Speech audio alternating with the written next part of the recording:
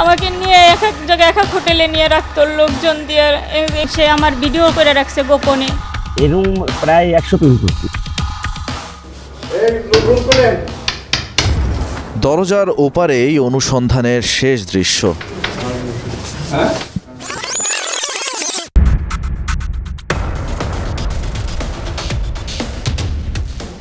অনুসন্ধানের পরতে পরতে তথ্য প্রমাণ আর অনুসন্ধানী চোখে টিম আন্ডারকভার আপনাদের দেখাবে কিভাবে প্রেমের ফাঁদে ফেলে প্রতারক ও নারী পাচারকারী চক্র জাল বিস্তার করেছে পুরো বাংলাদেশ জুড়ে। ক্লাইম্যাক্সে যাওয়ার আগে ধীরে ধীরে গল্পগাথা শুরু করি। একটা প্রেমালাপে কান পাতুন। তুমি কি আমাকে এখন ভালোবাসো? তোমাকে ভালো না বাসার কোনো কারণ তো আমার কাছে নাই। প্রাথমিকভাবে যে কারোরই মনে হতে পারে একজন প্রেমিক তার প্রিয় মানুষটির সঙ্গে মুঠো ফোনে একান্ত আলাপ করছেন। তোমাকে যদি আমি আমার কাছে নিয়ে আসতে চাই, তুমি কি আমার কাছে আসবা? তুমি আমাকে নিয়ে যাবে? যাকে আমি ভালোবাসি তাকে কি আমি নিয়ে আসতে পারি না? তোমাকে রানীর মতো করে রাখবো। তাহলে তুমি আমাকে নিয়ে যাও। ফোনের কথোপকথন শুনে ধারণা করা যায় একজন প্রেমিক তার প্রেয়সীকে নিয়ে একটা সুন্দর জীবন গড়ার স্বপ্ন দেখছেন। কিন্তু টিম আন্ডারকভার কোনো রোমান্টিক উপন্যাস নয়, পুরোপুরি ক্রাইম থ্রিলার। তাই সন্দেহ নিয়ে ঘটনার পেছনের ঘটনা খোঁজা শুরু। ফোনের ওপ্রান্তে থাকা নারীটিকে যে ব্যক্তিটি ঘর ছাড়ার প্ররোচনা দিচ্ছেন তার পরিচয় তিনি একজন নারী পাচারকারী চক্রের সক্রিয় সদস্য। প্রেমের ফাঁদে ফেলে ঘর থেকে নারীদের বের করে এনে আবাসিক হোটেলগুলোতে বিক্রি করে দেয়া যার মূল উদ্দেশ্য। প্রেমের ফাঁদে ফেলতে কিভাবে মিষ্টি কথার কারেন্ট জাল ফেলে চক্রের সদস্যরা তার একটা প্রাথমিক ধারণা পাওয়া গেল। অনুসন্ধানের দ্বিতীয় ধাপে যাবার আগে এমন চক্রের একজন সদস্যের কাছে জানতে চাই কিভাবে ধাপে ধাপে একজন নারীকে প্রেমে ফেলে যৌন দাসী বানিয়ে পাচার করা হয়। যারা বলা হয় দালাল, প্রায় 100 মিনিটে নিয়েছি 2-300 মানে। অর্থাৎ প্রেমের ফাঁদে ফেলে নারী কেনাবেচা করাই এই ব্যক্তির মূল পেশা। কিন্তু হোটেলগুলোতে বিক্রি করে দেয়া এসব নারীদেরকে বশে আনা হয় কিভাবে? রাজু হলো না, পুলিশ আসলো। পরে আমরা মোবাইল একটা রুম আছে আমাদের, সাউন্ড দিয়া বাইরে মারলে পরে কাজে হয়। প্রশ্ন হলো একজন নারীকে বিক্রি করে সাধারণত কত টাকা পান তিনি? এই রুবেল টাকা দিচ্ছে 50,000, সাজা ভাই দিছিল 20,000, 70,000 টাকা দিচ্ছে। এটাই শেষ নয়, এরপর নাকি সেই নারীর কাছে খদ্দের পাঠিয়ে লাভ করা হয় আজীবন। আপনার একদিনে সর্বোচ্চ কত? আমার একদিনে 100 টাকা।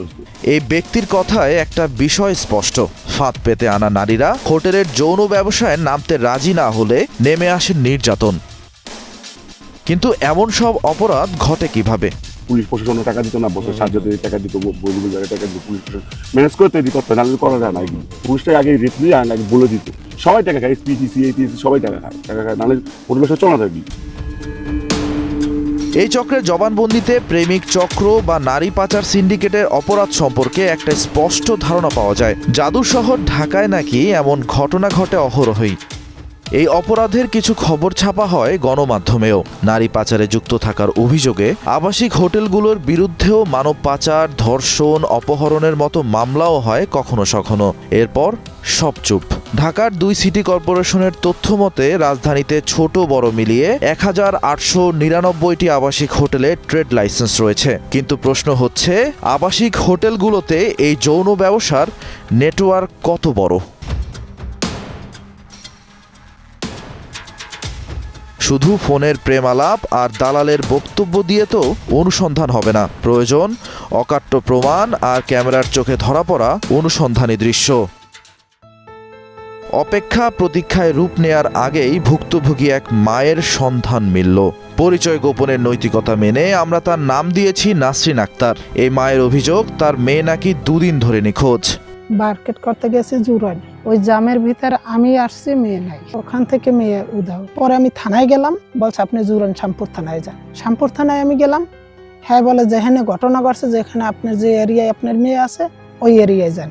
তো ওই এরিয়ায় গেলাম, হেরা বলে যে আপনি অন্য ব্যবস্থা করেন, করে যান। মেয়ে হারিয়ে যাওয়ার 48 ঘন্টা পেরোলেও স্থানীয় প্রশাসনের কোনো সহায়তা পাননি নাসরিন। এরই মধ্যে অচেনা নম্বর থেকে নাকি নাসরিনের কাছে তার মেয়ে, যার ছদ্মনাম দিয়েছি আমরা সাদিয়া, তার একটা কল আসে। গ্রুপ কলে যার সাথে কথা বলতাম ওই হারুন আমারে নিয়ে আইছে, হাতিঝিল একটা শিকার হোটেলে আমারে উঠাইছে। আমার সাথে খারাপ কাজ করে। বলছে এইটুকি যে মা আমি যে তোমার সাথে কথা বলছি এই নাম্বারে তুমি আর কল দিও না, কল দিলে আমারে পাবা না। নাসরিন ততক্ষণে বুঝতে পেরেছেন যে তার মেয়ে সাদিয়া প্রেমিকরূপী ভয়ঙ্কর এক নারী পাচারকারীর ফাঁদে পড়েছে। কথোপকথনের মধ্যেই সাদিয়া একটা হোটেলের নামও জানায়। এরই মধ্যে শুরু হয় আরেক বিপদ। অচেনা নম্বর থেকে পরিবারের সবার মুঠোফোনে সাদিয়ার নগ্ন ছবি ও ভিডিও আসতে থাকে। ভিডিও আপলোড হয় সাদিয়ার ব্যক্তিগত ফেসবুক প্রোফাইলেও। কিছু পিক পাঠাইছে খারাপ খারাপ, আমার আত্মীয় স্বজন যারা আছে সবার কাছে এই পিকটা চলে গেছে। নাসরিনের কাছে জানতে চাওয়া এত চাপ আসলে তিনি কিভাবে সহ্য করছেন। আমি এখন মনে করেন বুকের ভিতর পাথর চাপা দিয়ে আজ আমি মেয়ে হারাইছি, এর যা ন্যায্য বিচার এই বিচারটুকুই ভাগ করে পারছি। সন্তান হারানো মায়ের আর্তনাদ কখনো মিথ্যা হতে পারে না, তাই নাসরিনকে নিয়েই শুরু হলো আমাদের পথ চলা। শুরুতে স্থানীয় থানাগুলোতে জিডি না নেয়ার বিষয়ে ঊর্ধ্বতন কর্তৃপক্ষের কাছে অভিযোগ জানাতে চাইলেন নাসরিন, কিন্তু বিপত্তি যেন পিছু ছাড়ছে না। মামলা নেওয়ার কাজ ঠিক আছে, যত জ্ঞানজম হবে ঝামেলা হবে সব হয়েছে সম্পূর্ণ তানাতে রাখছে। নাসরিন কি তার মেয়েকে ফেরত পাবে, নাকি অন্য অনেক মেয়ের মতো চিরতরে অন্ধকারে হারিয়ে যাবে সেই গল্প শোনাবো। তবে তার আগে জানাতে চাই, শুধু সাদিয়াই নয়, নারী পাচারকারীর চক্রের হাতে পড়ে তছনছ হয়ে গেছে হাজারো নারীর জীবন। তাদের মধ্যে একজন যার ছদ্মনাম শিল্পী। প্রেম করে বিয়ে হয় তাদের, কিন্তু এরপরই বুঝতে পারেন তার স্বামী নুরু একজন নারী পাচারকারী। ও সবকিছু আমার জানি না শুনেই করছে। শিল্পীর ঘরে দুটি সন্তানও হয়, তার সত্ত্বেও ভিন্ন নারী পাচারকারীদের কাছে সুযোগ বুঝে নিজের স্ত্রীকেও বিক্রি করে দেন স্বামী নুরু। আমাকে বিভিন্ন হোটেলে নিয়ে যাওয়া হতো, মেঘনা, যমুনা, এই সমস্ত হোটেলে নিয়ে কাজ করাইতো, ব্যবসা করাইতো। নারী পাচারকারী সিন্ডিকেট থেকে বের হতে চেয়েছিলেন শিল্পী, দ্বারস্থ হয়েছিলেন স্থানীয় প্রশাসনের। মামলা করেও নিরাপত্তা তো পাননি, উল্টো পাচারকারীদের কাছ থেকে আসে হুমকি ও ব্ল্যাকমেইল। আমার মাইরা ফেলাইবো, আমার বাচ্চাকে মাইরা ফেলাইবো। বললেন বেঁচে থাকাটাই এখন ভীষণ যন্ত্রণার। ও আমার জীবনটা পুরো নষ্ট করে দিছে, পুরো বরবাদ করে দিছে, এবং আমার বাচ্চা দুইটার জীবন নষ্ট করে দিছে এর সাথে।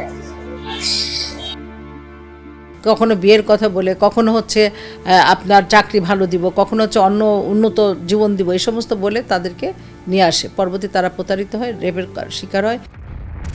প্রেমিক ছদ্মবেশী নারী পাচারকারীর হাতে পড়ে শিল্পীর মতোই পুরো জীবন ওলটপালট হয়ে গেছে আরেক ভুক্তভোগী নারীর। তবে এই নারী প্রেমিক শুধু বাংলাদেশের হোটেলেই নয়, নারীদের বিক্রি করে ভারতের আবাসিক হোটেলেও। তার সাথে আমার মোবাইলে সম্পর্ক হয়েছে। পরে কথা বলার পরে সে আমাকে বিয়ের কথা বলে, যদি তুমি পারো পলাই আসো, আমরা বিয়ে শাদী করব। এরপর ক্রমশই পাল্টে যেতে থাকে জীবন, রঙিন জীবন পরিণত হয় বিষাদে। ভারতে যখন গিয়েছি তখন আমাকে অন্য জায়গায় একটা মহিলার কাছে আমাকে নিয়ে গেছিল, বসে তো পরে আমাকে যখন বলছে তো তোমাকে এখানে বিক্রি করে দিয়ে চলে গেছে।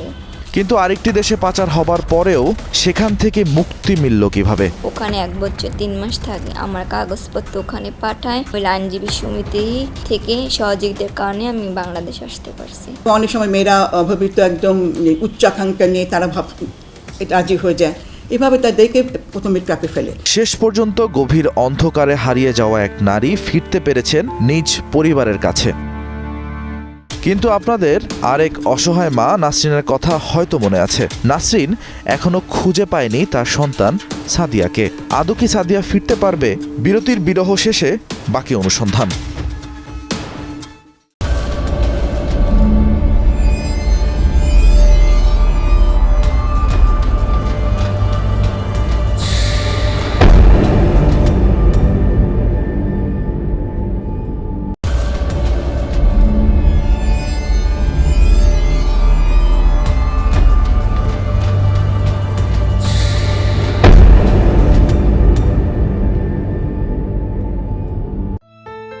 নাসরিনের কান্না এখনো থামেনি, কারণ তার মেয়ে নিখোঁজ হয়েছে 7 দিন আগে। কিন্তু এখনো সাদিয়ার ঠিকানার কোনো কুল কিনারা করতে পারেনি মা নাসরিন।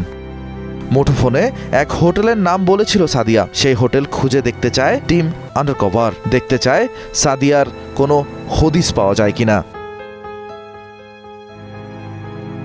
বুড়িগঙ্গার কোল ঘেঁষে পুরান ঢাকার পোস্তগোলায় গড়ে ওঠা একটি আবাসিক হোটেল দক্ষিণ বাংলা। মা নাসরিনের কাছে দেওয়া তথ্য মতে এই হোটেলের একটা কক্ষেই নাকি বন্দি করে রাখা হয়েছে মেয়ে সাদিয়াকে। খদ্দেরের বেশে নির্ধারিত রুমে পৌঁছে গেল টিম আন্ডারকভারের একজন সদস্য। সেখানেই পাওয়া গেল সাদিয়াকে। আসল পরিচয়ে জানতে চাওয়া হলো সব ঘটনা। সে আমারে ভালোবাসে বলছে, সে আমারে বিয়ে করবে, এগুলো বললে আমার সাথে বিভিন্ন জায়গায় নিয়ে যেত।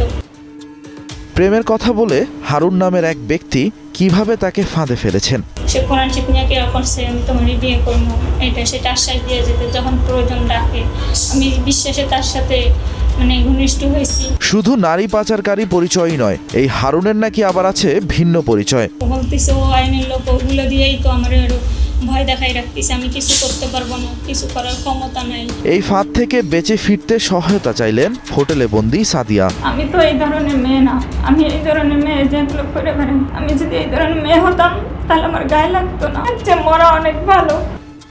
আপাতত সাদিয়াকে হয়তো খুঁজে পাওয়া গেছে, কিন্তু কঠিন বাস্তবতা হলো যেই নারীকে একবার পাচারকারীরা জিম্মি করে তাকে স্বাভাবিক জীবনে ফিরিয়ে আনাটা অতটা সহজ নয়। দক্ষিণ বাংলা নামের এই হোটেলটির বিরুদ্ধে এর আগেও রয়েছে নারী পাচারের অভিযোগ। 2024 সালের 13 জুলাই এই হোটেলটি থেকে 8 আসামিকে গ্রেপ্তার করে পুলিশ। হোটেলের মালিক এবং নারী পাচারের অন্যতম হোতা সবুজ ওরফে হানিফের বিরুদ্ধে দেয়া হয় মানব পাচার প্রতিরোধ ও দমন আইনের 2012 এর 8, 11, 12 এবং 13 ধারার মামলা।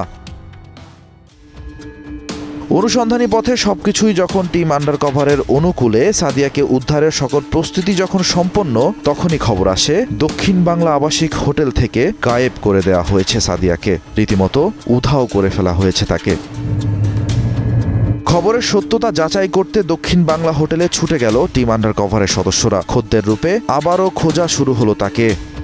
অর্থাৎ দ্বিতীয়বারের মতো সাদিয়াকে নিখোঁজ করে দিয়েছে নারী পাচারকারীরা। এর আগে টিম আন্ডারকভারের কাছে দেয়া সাক্ষাৎকারে সাদিয়া তার অবস্থান পাল্টে যাবার আশঙ্কা করেছিলেন।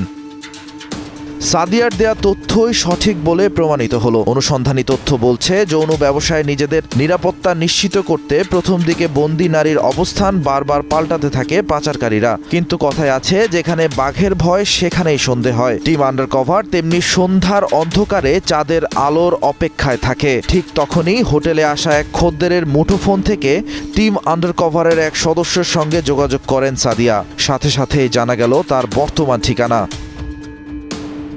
সাদিয়ার দেয়া তথ্য মতে কমলাপুরের হোটেল আরাফাতে তার বর্তমান অবস্থান। সঙ্গে আছে প্রেমিক রূপী পাচারকারী হারুন নিজেও।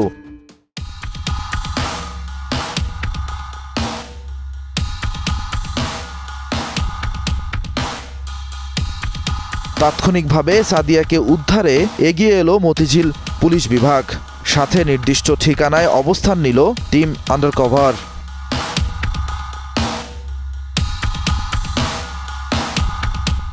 ওই যে যেখান থেকে টিম আন্ডারকভার গল্পের পেছনে গিয়েছিল, আমরা এখন সেই দরজার সামনে।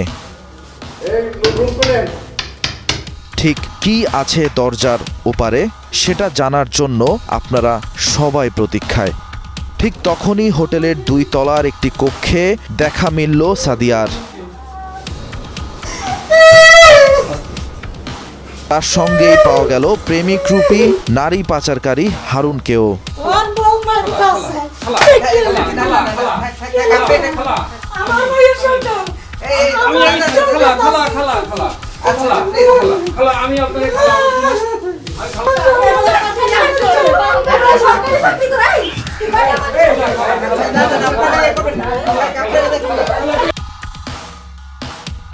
এবার হারুনের মুখোমুখি হলো টিম আন্ডারকভার। ক্যামেরা দেখে নিজেকে নির্দোষ দাবি হারুনের। তার সাথে আমার শারীরিক সম্পর্ক হয়নি।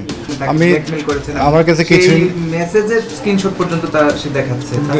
না না, এগুলো কিছু নেই। কথায় আছে চোরের মায়ের বড় গলা। হারুন উল্টো দাবি করে বসলেন যে তিনি নিজেই নাকি ব্ল্যাকমেইলের শিকার। আমাকে বলছে আমি এগুলো করবো, তোমার চাকরি খাবো, বিভিন্ন ধরনের ভয়ভীতি। এটা কিসের ছবি বলেন তো ভাই?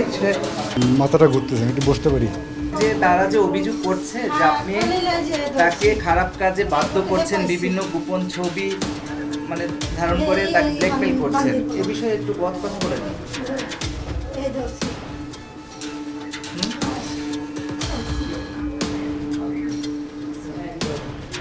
প্রশ্ন হলো এই হারুনের আসল পরিচয় কি? আমি যখন ওনার কাছে উনি বলতেছে আমি পুলিশের লোক, আমি আপনি পুলিশের লোক আর দিও আইডি কার্ড আমাদের নিয়ম আছে, আইডি কার্ড আপনি দেন, আমি এন্ট্রি করবো, নাহলে আপনি নেমে যান গা, তো তুমি গাড়ি টারাবাজি করতেছো কেন? হারুনের পুলিশ পরিচয় তাহলে মিথ্যা নয়। হারুনুর রশিদের পরিচয় সে রেল পুলিশের কনস্টেবল। পুলিশ পরিচয়ে প্রভাব খাটিয়ে নারীদেরকে ফাঁদে ফেলাই ছিল তার দ্বিতীয় পেশা। কিন্তু প্রশ্ন থেকে যায়, হারুনের মতো নারী পাচারকারী তাহলে কিভাবে এই হোটেলের রুম ভাড়া পেল? ওই তো পুলিশের পুরো প্রভাব খাটাইছে, ওখানে ওই কথা বলতেছে না, হ্যাঁ সময় তো এই সময় ওরকম ভাবে কথা বলে নাই, ওই তো ডাইরেক্ট বলছে আমি এখানের এসআই। বিষয়গুলো গোপন না রেখে দ্রুত নিকটস্থ থানায় যোগাযোগ করার জন্য, এর বাইরে আমাদের সাইবার সাপোর্ট সেন্টার রয়েছে, সেখানেও কিন্তু তারা অভিযোগগুলো করতে পারেন। ইতিমধ্যে হারুনের বিরুদ্ধে মতিঝিল থানায় বিয়ের প্রলোভনে ধর্ষণ ও পর্নোগ্রাফিক আইনে মামলা করেছেন সাদিয়া। তাদেরকে যদি আসলে একটা দৃষ্টান্তমূলক বিচারের মুখোমুখি করিয়ে যদি আসলে আমরা একটু দৃষ্টান্তমূলক শাস্তি দিতে পারি, তাহলে বাকি যারা অফেন্ডার বা ক্রিমিনাল আছে তারা কিন্তু এই ধরনের ক্রাইমগুলো করার আগে আসলে চিন্তা করবে। সাদিয়াকে উদ্ধার করা গেলেও ঢাকার শত শত আবাসিক হোটেলের অন্ধকার ঘরে এখনো বন্দী রয়েছে অগণিত সাদিয়া, যাদের কান্নার শব্দ হয়তো পৌঁছায় না আমাদের কাছে। প্রশ্নটা হলো, আইনের চোখ ফাঁকি দিয়ে প্রশাসনের নাকের ডগায় দাঁড়িয়ে কিভাবে টিকে থাকে এই অন্ধকার সাম্রাজ্য?